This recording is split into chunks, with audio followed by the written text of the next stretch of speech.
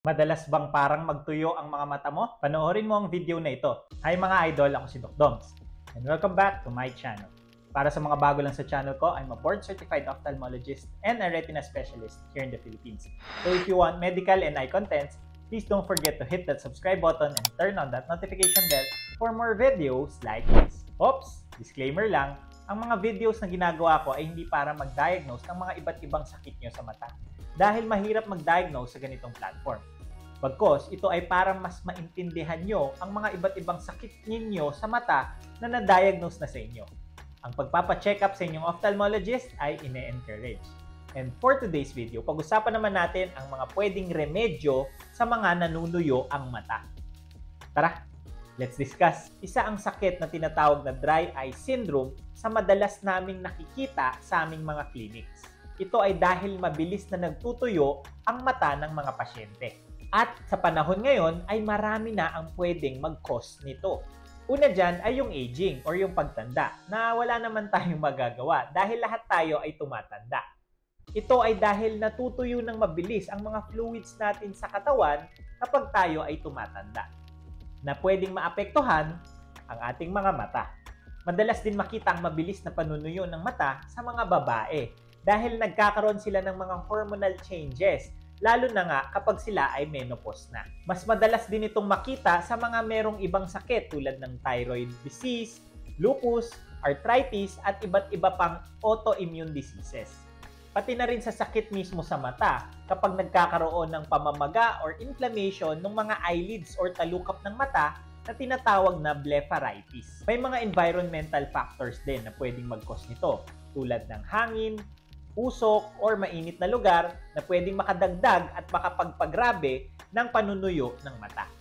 At sa panahon natin ngayon na puro digital devices na, ang pagtutok sa cellphone or gadgets ay pwede ring makalala at mag-cause ng panunuyo ng mata.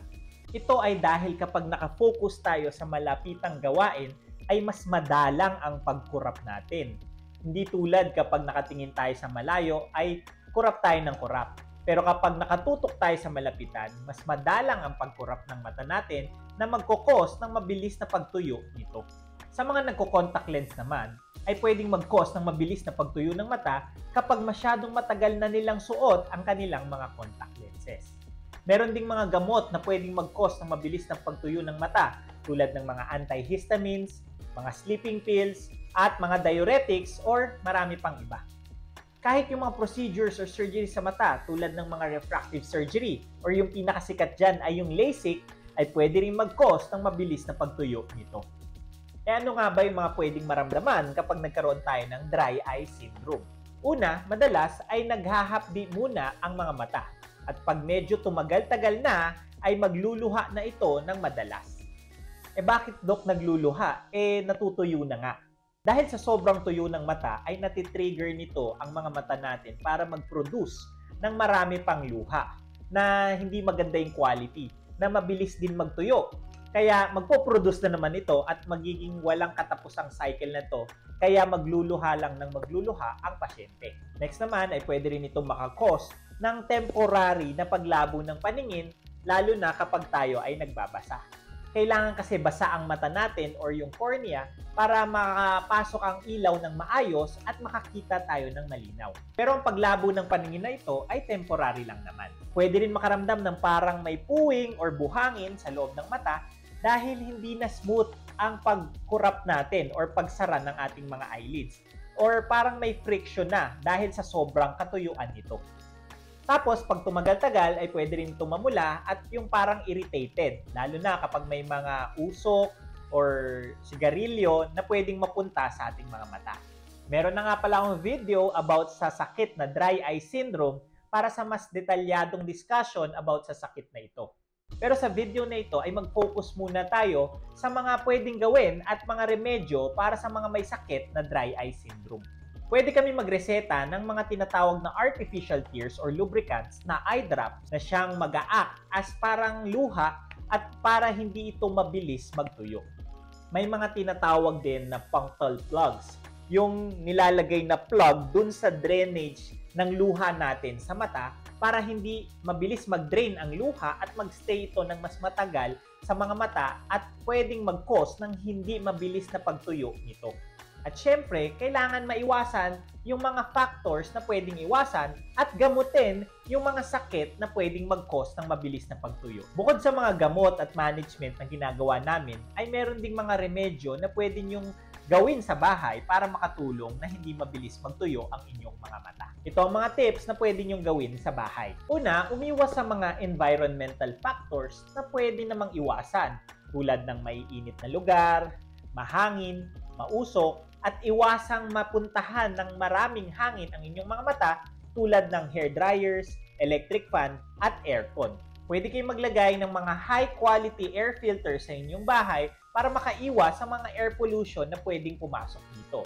O di kaya mga humidifier naman para magdagdag ng moisture sa paligid ng inyong pamamahay. Pwede kayong magsuot ng mga sunglasses or goggles, proteksyon para sa mainit at mahanging mga lugar para hindi ito mag-cause ng mabilis na pagtuyo ng mata. Kung kayo ay naninigarilyo, ay umiwas na kayo sa bisyong ito o di kaya kung hindi naman ay umiwas kayo sa mga second-hand smoking dahil pwede itong makairita sa ating mga mata at mag-cause ng mabilis na pagtuyo nito.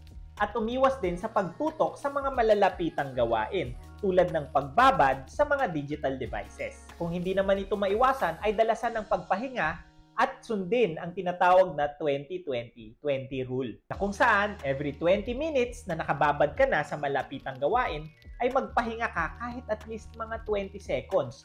Tapos tumingin ka sa malayo at kumurap-kurap ka ng at least mga 20 feet away para maiwasan ang mabilis na pagkatuyo at pagkapagod ng mata. At panatilihin ang eyelid hygiene sa pamamagitan ng madalas na paghilamos para maiwasan ang pamamaga at pagkaroon nito ng infeksyon na pwedeng mag-cause ng pagtuyo ng mata. Nakakatulong din ang pagdagdag ng omega-3 fatty acid sa inyong diet na pwedeng makita sa mga oily na fish tulad ng salmon, sardines, tuna at anchovies. And lastly, if symptoms persist at madalas pa rin natutuyo ang inyong mga mata, ay kailangan nyo na magpakonsulta sa inyong mga ophthalmologist. Sa panahon ngayon, marami nang pwedeng mag-cause ng mabilis na pagtuyo ng mata at hindi ito dapat binabaliwala. And that's it for today's video.